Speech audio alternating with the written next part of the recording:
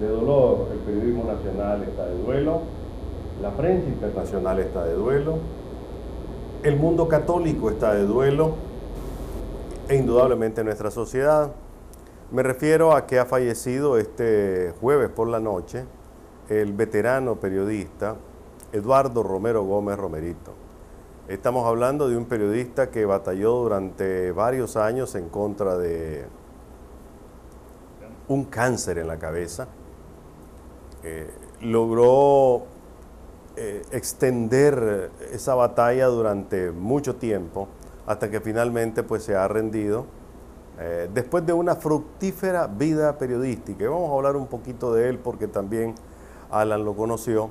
Eduardo Romero Gómez, a quien pronto vamos a ver unas fotos que ha tomado gentilmente una de nuestras colegas aquí en el programa. Eduardo Romero Gómez viene de una historia de muchísimos años, un hombre desde los años 50 que está batallando en el mundo del periodismo.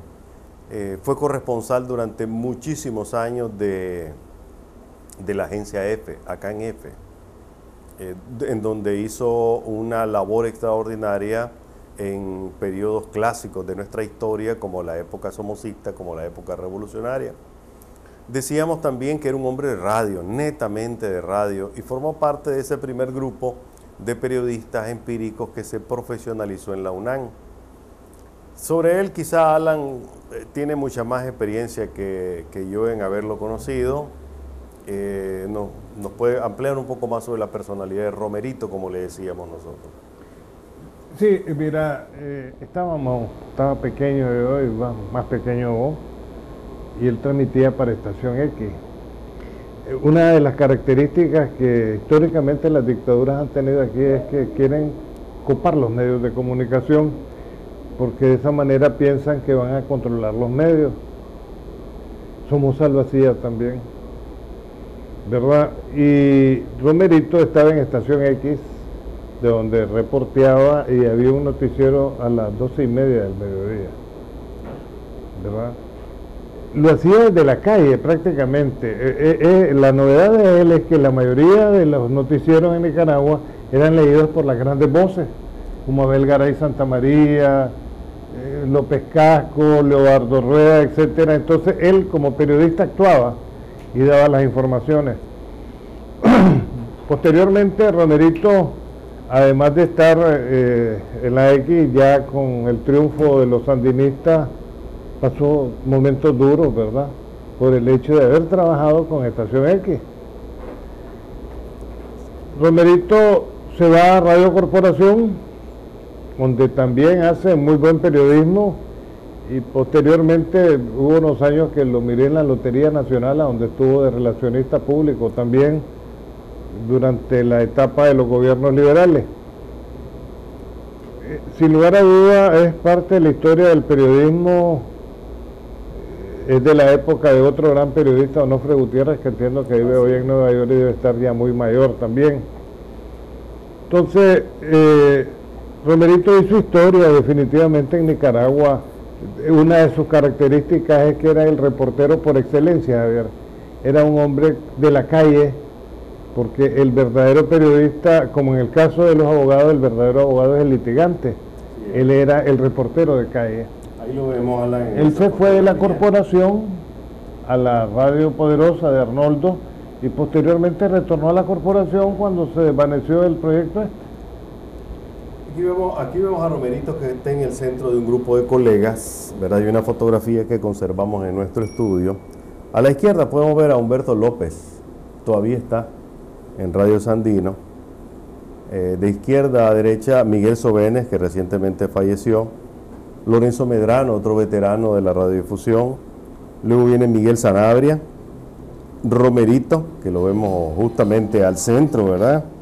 Y luego están Ernesto Báez, Gerardo López, Chicho Silva, Lili Cano y Carlos Pérez Mesa. Estamos hablando de una época pletórica de personalidades de la radio. Sentados vemos a René Mesa Lira, a Óscar Pérez Valdivia, Adrianita Esperanza Castellón, Fernando Romero, Romerito, que también le dicen Romerito, un muchacho costarricense que hizo vida en Nicaragua, y Oscar Miranda, Mirandita, que recién se retiró de Canal 2.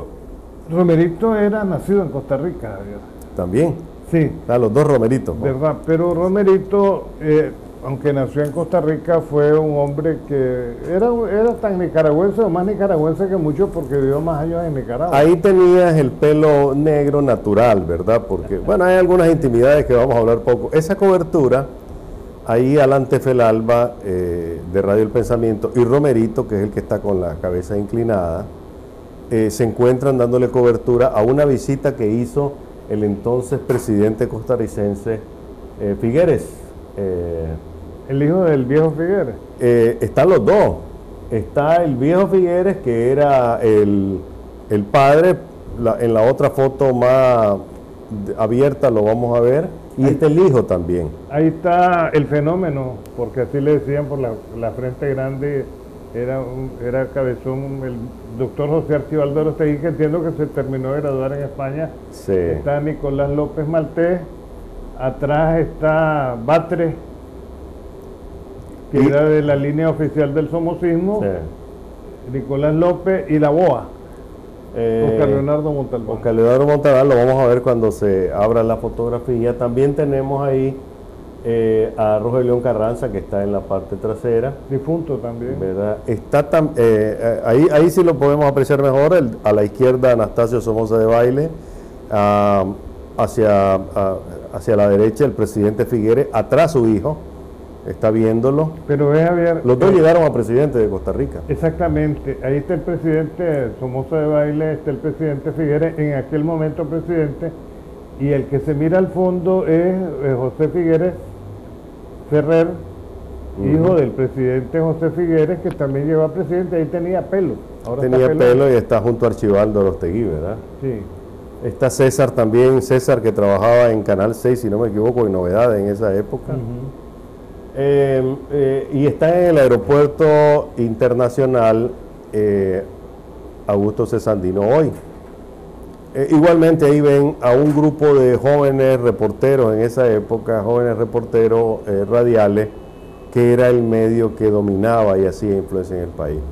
Así es que nuestro saludo, nuestro homenaje a Romerito con esta fotografía, pues le agradecemos mucho a nuestra colega que la ha conseguido. Detrás mío está el chalate, Eugenio Batres. Eugenio Batres también, sí, y está el Chino León, Roger León Carranza, ¿verdad?, que fue fundador de Trinchera de la Noticia también. Su hijo trabaja con nosotros, su otro hijo es el encargado del archivo del diario La Prensa. Los hijos terminan finalmente vinculados de alguna manera, ¿verdad?, a la profesión de los padres. Bueno, muchas gracias por la fotografía. Y así que nuestro pésame a la familia de Romerito, nuestro pésame a sus hijos. Yo decía, y solo para finalizar, Alan, de que era un hombre también devoto. Cuando vino el Papa Juan Pablo II, él tuvo a su cargo una de las lecturas, ¿verdad?, porque era un hombre de iglesia, plenamente de iglesia, ¿no? Un hombre que guardaba su tradición católica hasta el final. En su columna radial de la corporación, que lo acompañó casi hasta los últimos días, pues siempre dedicaba un pensamiento a la religión. Eso sí, antisandinista hasta la muerte, ¿verdad? Eso hay que decirlo desde el punto de vista de la conciencia política de Eduardo Romero Gómez. Él era un hombre de equilibrio, Javier. Nunca fue sandinista. En su momento fue un hombre próximo a Rafael Oliver Cano. También. ¿Verdad? En Estación X, que era del presidente Somoza. Como siempre, pues, han querido controlar medios, ¿verdad? El problema en Nicaragua, y se lo voy a explicar a la audiencia, en la época de Somoza había muchos medios independientes, ahora quedamos muy poquitos, pero la credibilidad la tienen programas como este, sí. La tiene la corporación, la tiene la Mundial y la tiene la 800. O sea, pero hay una cosa, Javier, y aunque se extingan por esas cosas que están haciendo los medios de comunicación independientes, hay una cosa que cuando Somoza no existía, que eran las redes que son hoy las redes sociales. Cierto.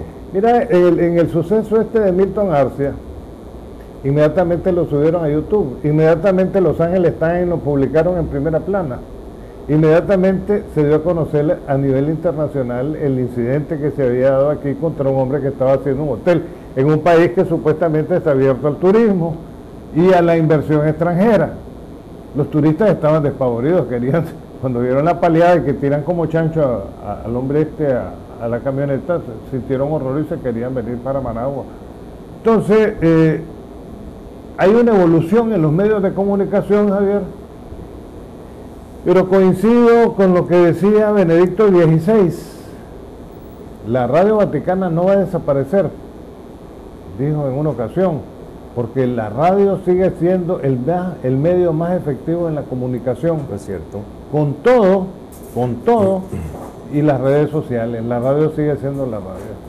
Muy bien, vamos a los temas de la semana, deseando finalmente nuestro último pensamiento para enviarle las condolencias a la familia de Eduardo Romero Gómez Romerito. Bueno, los temas de la semana han sido variados, Alan, desde los ecos que nos trae la cumbre de las Américas de la semana pasada. Hay muchos asuntos que se están todavía analizando sobre lo que ocurrió. Y posteriormente también tenemos temas como el renacimiento del movimiento de los adultos mayores para conseguir una mejoría en sus pensiones, pasando por la admisión por parte del gobierno de Nicaragua de la caída de la cooperación venezolana, aunque trataron de ponerle algunos paños tibios al tema. No hay duda que la situación de la cooperación venezolana, como lo hemos venido diciendo aquí, Alan, se vuelve mucho más crítica en la medida en que hay dos problemas. Porque algunos podrían pensar, hombre, no, la posición del gobierno de Venezuela va a mejorar cuando los precios del petróleo vuelvan a 100. Para empezar, no van a volver a 100. Y en segundo lugar, aunque volvieran a 100, la situación económica de Venezuela se ha vuelto pero tan delicada que el Fondo Monetario Internacional esta semana y el Banco Mundial han advertido que uno de los países con mayores posibilidades de ser afectados por la crisis venezolana es Nicaragua. Y no estamos haciendo nada al respecto, Alan. Mira, en la reunión de Panamá me ha hecho reflexionar. Obama tiró un manotazo, pero no muy duro. Y empezó todo el mundo a temblar ahí y el ALBA, digamos, miro que se está desmoronando, porque definitivamente así es. Y ese manotazo ha tenido consecuencias que lo estamos viendo. Vos relatabas, digamos, la vez pasada cuando Maduro busca a Obama, porque le andaban buscando la cara. Yo decía que hablan mal de los Estados Unidos, pero cuando miran a Obama quisieran agarrarlo a besos, ¿verdad? Y eso lo miré con todos los que andan, digamos, de goma atacando, digamos, la posición americana. Pero hay algo importante que ha hecho Maduro esta semana. Está mandando a investigar a la manada de ladrones y ya los está reconociendo que están involucrados en el lavado de dólares. Me parece que Trinchera ya registró algo de eso, ¿verdad? Sí. Entonces, la investigación empieza en Panamá, ¿verdad? Tiene que pasarse a Andorra, tiene que pasarse también a España, pero el mismo Maduro, dentro de su soberbia y porque él es con muchas limitaciones intelectuales, y yo lo he definido como un estúpido, los nombró ministros a todos ellos, a los que estaban encargados de la lavandería, y los hizo funcionarios públicos, a los que no eran, porque eran emisarios, digamos, en cuanto al lavado, pero ahora al mandarlos a investigar, va a investigar su propio gobierno. ¿Y quiénes son los involucrados ahí dentro de su propio gobierno con la lavandería? Y seguramente esta investigación, porque la ha ordenado él, va a arrojar resultados en Venezuela y se van a clarificar mejor las cosas. Pero esa es consecuencia de la reunión de Panamá. Bueno, yo creo que la reunión de Panamá, Alan, y eso es importantísimo para nosotros, marca tres cosas. En primer lugar, marca un nuevo tipo de relaciones entre Estados Unidos y América Latina. Obama, que ya lo había declarado en alguna forma hace como un año, lo confirma.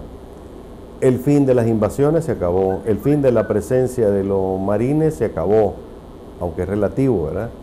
Todo es relativo en la vida y por eso tampoco hay que ponerle un sello a cada cosa, pero no hay duda que el todo depende. El gesto hacia Cuba y el rápido avance de las negociaciones con Cuba lo que te indican es que América Latina no va a ser la de mediados del siglo XX, ¿verdad?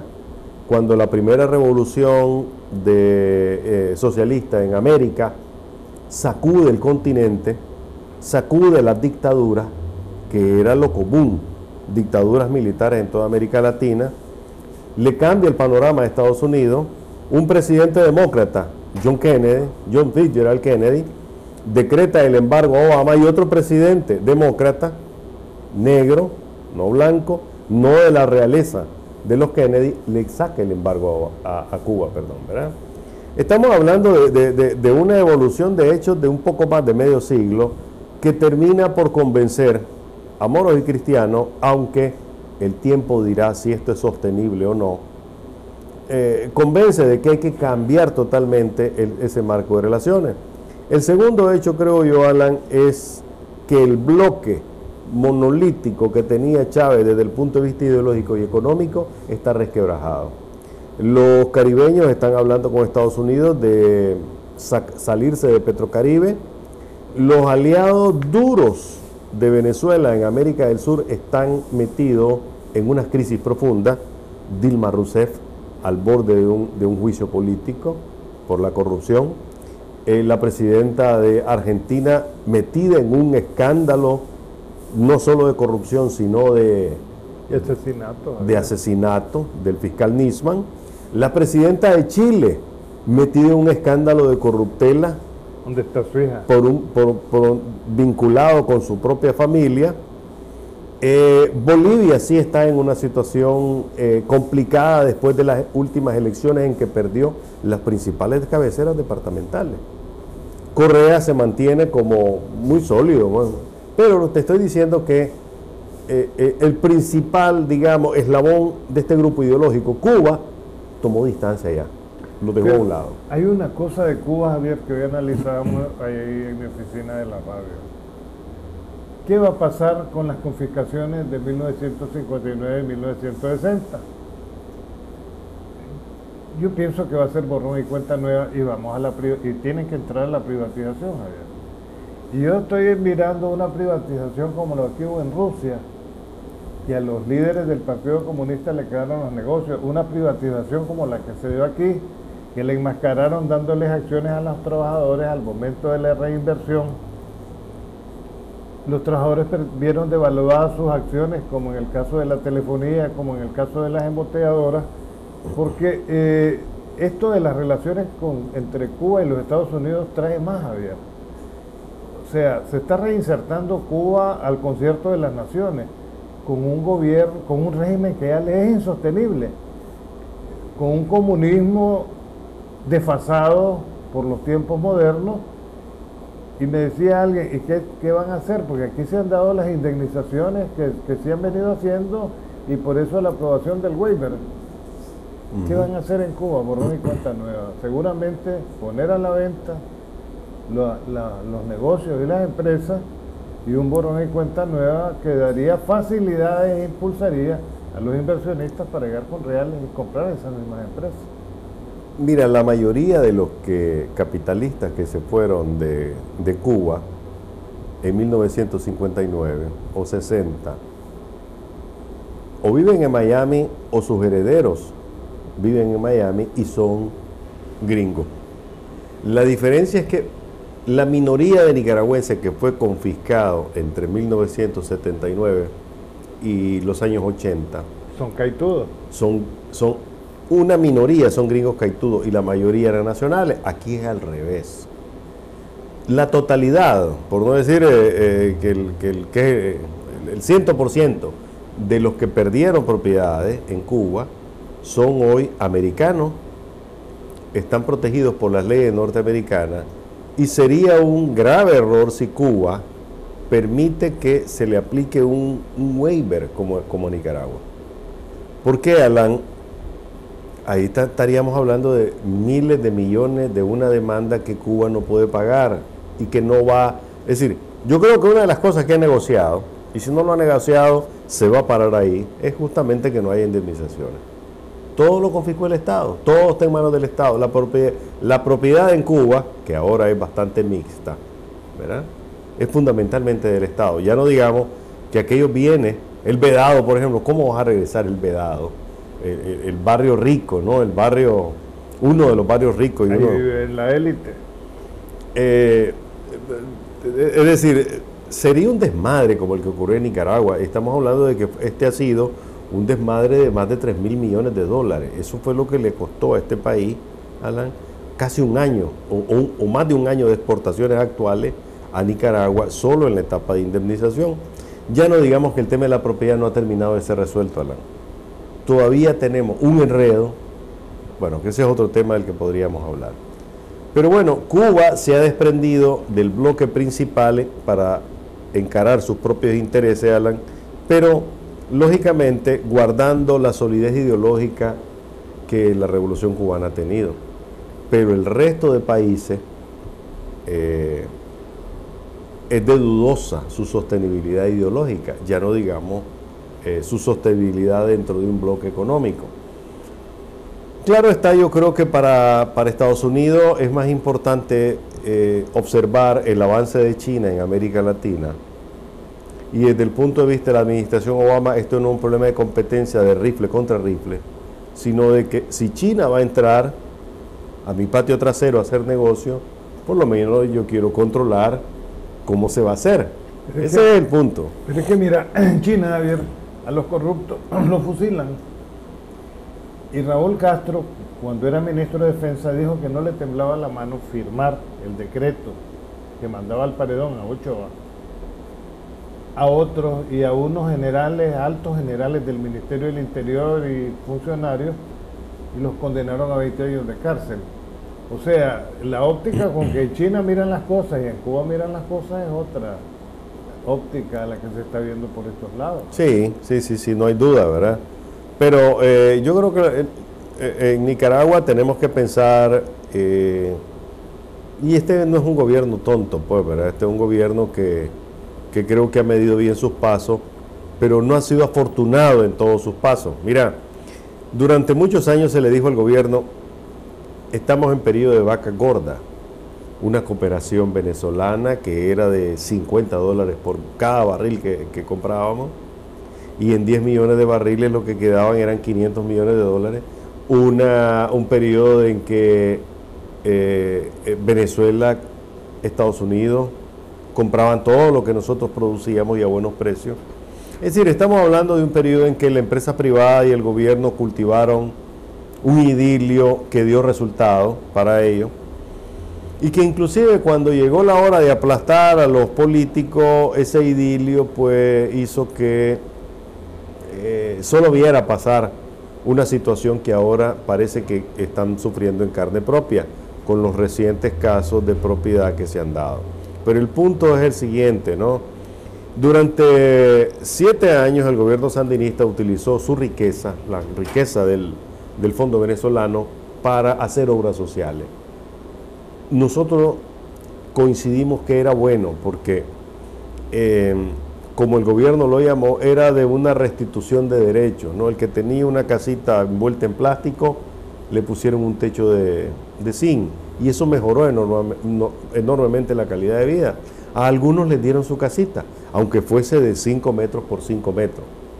Para el que no tiene nada, 5 metros por 5 metros con paredes y un techo es un mundo de diferencia. Pero siempre se le dijo, hay que sembrar para cosechar, y lo que había que sembrar era empleo. Era invertir ese capital también en generación de empresas que pudiesen dar empleo sostenible en los tiempos malos.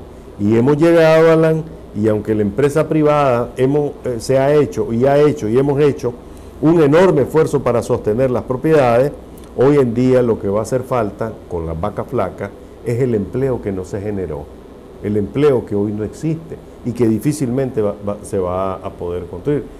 Me parece que estamos ante una discusión que todavía vale la pena iniciar. Sí, el problema, Javier, es estructural, es más fácil destruir que construir. Mirá la acción de Fidel Moreno desbaratando monumentos, ¿verdad?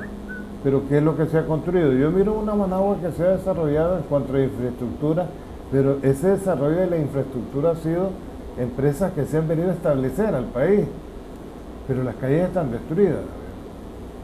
Los cauces nunca fueron tapados, no hay señalización vial, o sea, en lo que es la inversión pública parece que todo se ha detenido.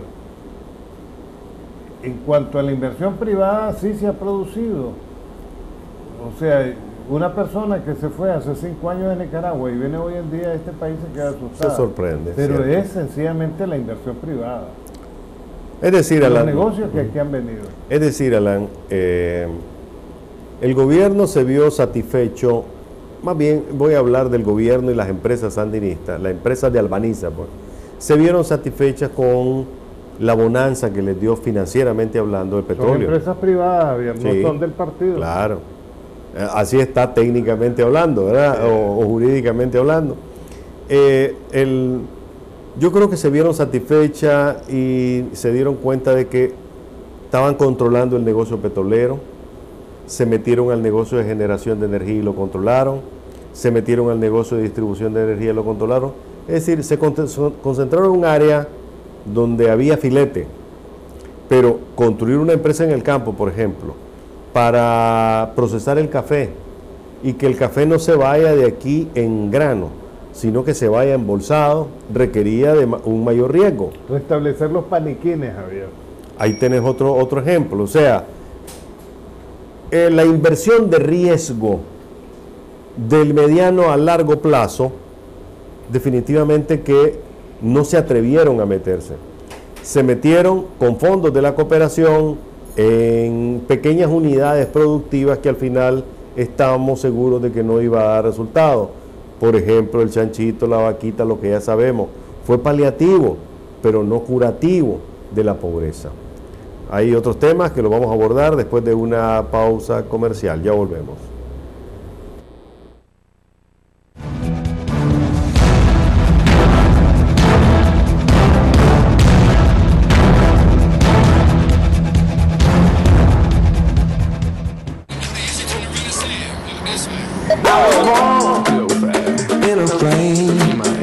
Mama said that every word was my name. I'm the best you've ever had. If you think I'm burning out, I never am. I'm on fire. I'm on fire. I'm on fire. I'm on fire.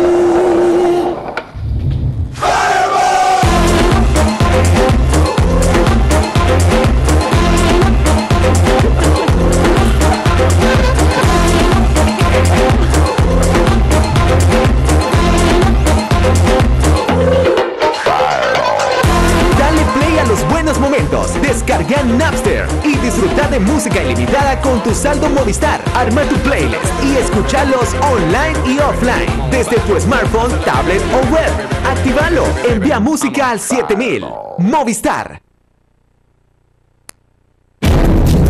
Transmitiendo por una expresión libre en Nicaragua, Radio El Pensamiento, 880 kHz y para el mundo, radioelpensamiento.com. Radioelpensamiento.com. Radio El Pensamiento, la emisora más libre para opinar e informar.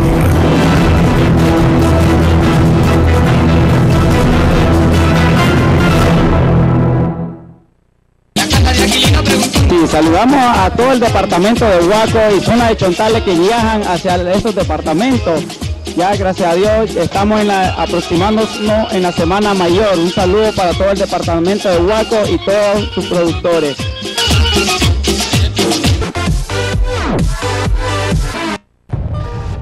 Esta mañana era una novia feliz. Y ahora solo son dolor y muerte. Este paraíso se va a convertir en el mismísimo infierno.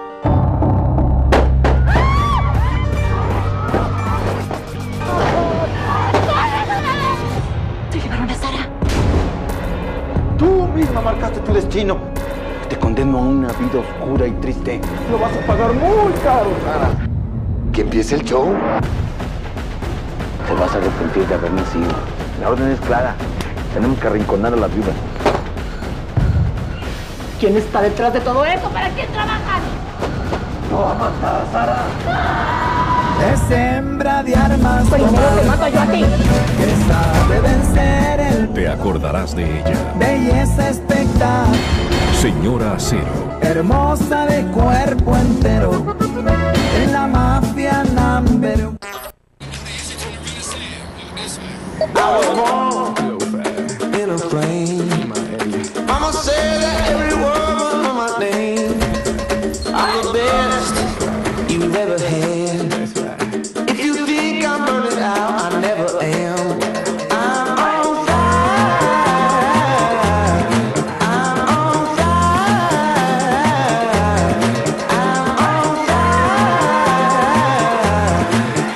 on fire.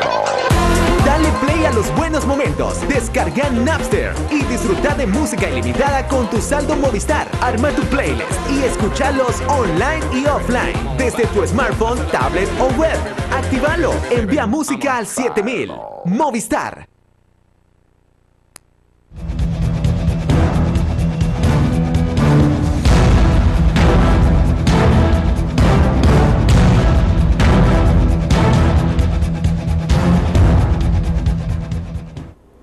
Bien, continuamos con Diálogos Televisión, con Alan Tefelalba, director de Radio El Pensamiento. Otro de los temas de la semana fue el tema de la cooperación económica de Venezuela y vamos a darle continuidad al tema anterior. El Banco Central publicó el día martes un comunicado en el que afirmaba que la cooperación privada, envuelta la llamada cooperación de Venezuela, envuelta en la etiqueta de cooperación externa privada, había caído aproximadamente en 173 millones de dólares. La cifra parece poca en relación a lo que realmente dice el precio del petróleo. El contrato entre Venezuela y Nicaragua se mantiene, eso queda claro. Hay un compromiso de darle a Nicaragua la cantidad de petróleo que necesitaba al menos en el año 2007 cuando se hizo el contrato. Estamos hablando de 10 millones de barriles. 10 millones de barriles que en el momento más alto pues significó una factura de 1.000 millones de dólares y que en la actualidad pues a los precios actuales representaría un gasto de aproximadamente 550 millones de dólares. Eso significa la reducción de la cooperación a la mitad. Pero en fin, el Banco Central no explicó por qué llegaron a esa conclusión, pero sí dijo de que la cooperación en Nicaragua, la cooperación externa pública, se había mantenido. Y dieron las cifras, ¿verdad?, de lo que Estados Unidos, Taiwán y otros países han dado. Justamente la embajadora de los Estados Unidos, la señora Phyllis Power, dijo que la cooperación de Estados Unidos, la ayuda directa de Estados Unidos a Nicaragua es de unos 35 millones de dólares y que eso se iba a mantener. Pero, recordó ella, la ayuda viene según el presupuesto. Es decir, si el presupuesto de Estados Unidos recorta mañana la ayuda a Nicaragua, obviamente pues vamos a tener menos fondos. Y sucesivamente, pues si el día de mañana el gobierno de Taiwán decide dar un poco más dinero a Nicaragua, habrá. Pero no olvidemos que la cooperación externa, la cooperación pública externa a Nicaragua, se ha caído desde hace algunos años. Inclusive, desde finales de la época de Enrique Bolaños viene cayendo. Lo que sí se ha aumentado no es cooperación, sino los préstamos internacionales. Hace 2 semanas nosotros abordamos el tema del endeudamiento público externo de Nicaragua, que ya está llegando a los niveles de 1989-90. Eso es lo que ha logrado sostener muchísimos proyectos del gobierno que con la caída de la cooperación externa nunca hubiéramos desarrollado. Hoy en día, la cooperación del Banco Mundial, del Banco Interamericano de Desarrollo y algunas agencias europeas supera los 7.000 millones de dólares. Más la deuda privada, que como dice Alan insiste, es privada, por lo tanto no tenemos que pagarla, no deberíamos pagarla, aunque muchos de los compromisos sociales y el populismo que se ha hecho lo estamos pagando en nuestros bolsillos, pues queda indudablemente la sensación de que estamos en un momento en que hay que repensar las cosas, sobre todo en materia de qué vamos a hacer en periodo de vacas flacas, Alan. Mira, yo estaba viendo esto de la privatización del Banco Produzcamo y planteaba en mi comentario en la mañana de que Nicaragua está viviendo un momento de economía de libre mercado, un capitalismo salvaje, pero es más crudo. Cuando yo leo eso de socialismo, solidaridad y esas cosas, me da risa porque aquí lo que es una élite con mucho dinero y un pueblo muy pobre, ¿verdad? Que cada día se empobrece más y enriquece más a la élite. Entonces, ya que estamos reciclando los tiempos, Javier, ¿sí? Y por eso me referí, ahora que hablabas de la muerte de Romerito, de la ambición que se tienen siempre de controlar medios de comunicación y poner a sus allegados. ¿Por qué no repetir el Infonac? El Infonac y el Banco Nacional, que lo quebraron ellos también, y el Infonac lo hicieron desaparecer, eran entidades donde se financiaba el sector agropecuario, pero no solamente financiamiento al sector agropecuario, sino también que aportaban asistencia técnica. O sea, los técnicos del Banco Nacional y del Infonac visitaban a los finqueros, primero para ver que no desviaran la prenda y segundo para darles asistencia técnica y que mejoraran la producción, digamos, ya sea en siembras o en ganado. Entonces, ya que se están reciclando los tiempos y estamos aquí entre el 50 y el 60, en esa parte, no en cuanto a la distribución de la riqueza por el enriquecimiento de unos pocos y el empobrecimiento de unos muchos, yo pienso que se podría redirigir a una forma como lo fue el Infonac y el Banco Nacional, ese Banco Produzcamo. Para eso tiene que haber una reforma de la ley de bancos. Porque si este banco viene a competir aquí para estar financiando carros y para estar financiando tarjetas de crédito, quedamos en lo mismo el Bancorp, que a ver si lo hacen, pues, después de este desmoronamiento que estamos viendo financiero. Y sería importante, digamos, que redirigieran esa parte a hacer un banco productivo. ¿Qué pasa en el campo, Javier? O sea, vos engordás novillos y escoges los mejores, no los mandás al matadero, pero no hay un cambio, no están entrando nuevas razas aquí. ¿Qué pasa, digamos, con el pequeño agricultor? Él guarda sus semillitas, porque no hay financiamiento para el sector agropecuario. ¿Y por qué no hay financiamiento? Porque no es política dirigir dinero a esa parte. Entonces nos hemos quedado con lo comercial. Pero de aquí, con esto, que el campesino guarda su semilla y guarda lo mejor de la vaca parida, le estamos dando de comer a Venezuela.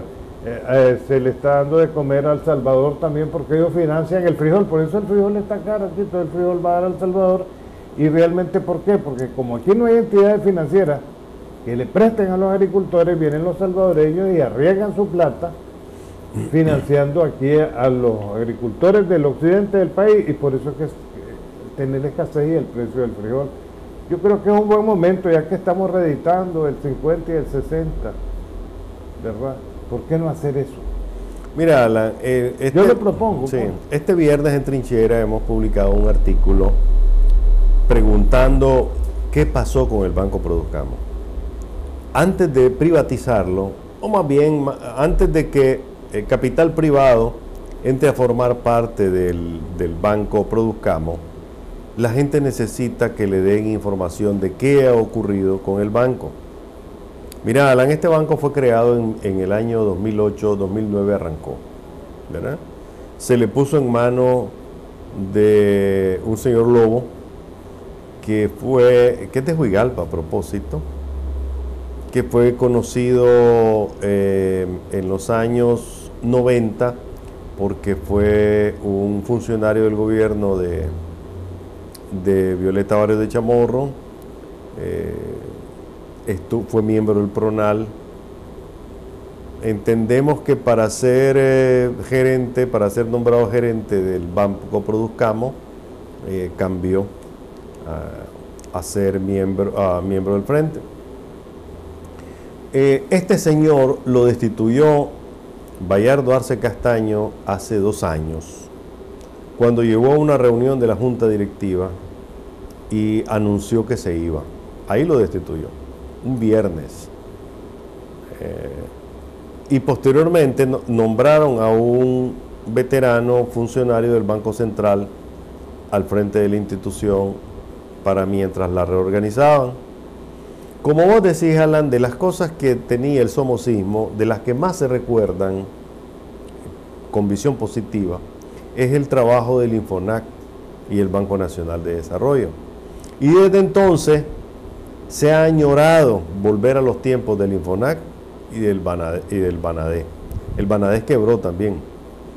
Y la idea era que el campesino, pequeño y mediano, pudiese contar con una institución que le ofreciera crédito barato, que no tuviese sometida a las normas tan estrictas que siguen otros bancos, y que finalmente le permitiera a los campesinos desarrollar la producción. Pero no fue así. Al día de hoy, el Banco Produzcamo, aunque tiene un capital que algunos calculan en 120 millones de dólares, no tiene ninguna incidencia en el campo. Este señor Lobo ganaba $8.000 más gastos, y fue una de las cosas que molestó tanto al presidente Daniel Ortega, que ordenó su destitución.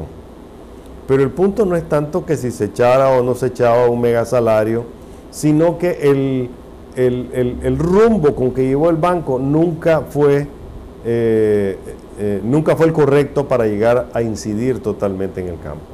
Aquí está claro, la banca privada solo le apuesta a los grandes, a los que tienen capacidad de responder. Es decir, estamos hablando de banca nacional que va a la segura, pero el pequeño y mediano productor, por la endeble estructura económica, la endeble estructura en el campo, es un sujeto de riesgo.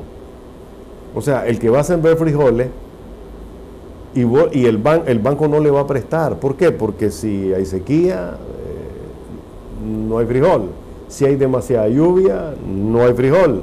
Si el campesino no tuvo la asistencia técnica y una plaga se le comió la planta, no hay frijol. Ese tipo de riesgo, Alan, es el que tenía que asumir de alguna manera Produzcamo, y nunca lo hizo. Entonces, la situación de Produzcamo está en un punto en donde o quiebra de una vez o se privatiza, y es ahí donde Bayardo Arce llama el viernes pasado a las organizaciones de productores y les dice: señores, queremos vender acciones del banco. Insisto, antes de privatizarlo, aquí se debe explicar qué pasó, porque como muchas cosas que hoy se hacen, Alan, aparecen, hacen gran bulla y desaparecen. Y el Banco Produzcamo volvería a ser la frustración de miles de productores que han querido tener una fuente de financiamiento accesible, que no sea leonina, ni que le cobre tampoco el riesgo que los otros bancos sí le aplican a la hora de un crédito, y eso hace que el campo todavía sea inviable por esas razones, Alan. Es que, mira, por eso hablaba yo, Javier, de una reforma a la ley de banco. La ley de banco, digamos, en estos momentos únicamente la carnita, como decías vos hace un momento, las tarjetas de crédito, que son definitivamente una necesidad en el mundo, tal vez no con los intereses leoninos que hay aquí, porque no hay regulación para ellos. Y por otro lado, el financiamiento de automóviles, porque en las casas, por ejemplo, el BDF no ha respondido bien al préstamo que le hizo el Seguro Social de 90 millones de dólares, porque no han sido casas, digamos, para sectores... ¿Qué pasó con medios siquiera? Yo creo que hubo una gran bulla que iban a hacer 40.000 casas con fondos del INSS, 40.000 viviendas populares. ¿Qué pasó con ese proyecto? Los proyectos han sido, digamos, como vistas del Momotombi, una serie de casas que son unos cajoncitos, ¿verdad?, para supuestamente clase media, 2 cuartitos pequeños, una sala comedor y un cuartito principal, en donde hay dificultades para el otorgamiento de crédito incluso, y esas dificultades sencillamente se revierten en el hecho de que ellos tienen un adeudo que pagar al Seguro Social. Nunca se ha hablado si lo están pagando o no lo están pagando, Javier. Y se habla de un seguro social en quiebra. Y tampoco se hicieron las casas para esos sectores medios. Se hicieron las casas, digamos, para clase media alta, pero empobrecida, digamos, porque es un cajoncito el que les están vendiendo. Pero vuelvo a lo otro, la necesidad de una reforma a la ley de bancos, ¿verdad? Yo pienso de que los bancos deben de especializarse en ese sentido. Ya sabemos que todos están especializados en las tarjetas de crédito, pero bancos que se dirijan al sector industrial. Aquí no hay industria. Aquí la industria, digamos, de los telares, que era del siglo XIX, llega hasta 1979, cuando los judíos salen despavoridos, porque aquí se hace causa común con los árabes y agarraron el rábano por las hojas. Así es. ¿Me entendés? Y se fueron para otros países, los telares quedaron en abandono y al final desaparecieron. O sea, las fábricas de baterías que eran Bani desaparece y desaparece todo lo que agarraron.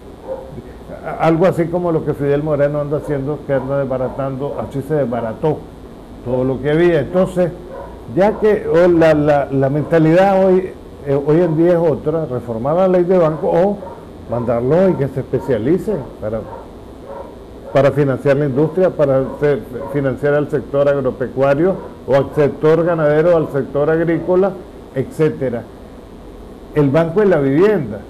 Aquí, si vos te fijas, los herederos del banco de la vivienda no funciona tampoco, Javier. O sea, hay mucho que hacer por Nicaragua. Y entre las cosas que hay que hacer por Nicaragua es la misma tecnificación que el gobierno debe tener en las instituciones. Por eso hablaba yo de reformar la ley de banco. Javier.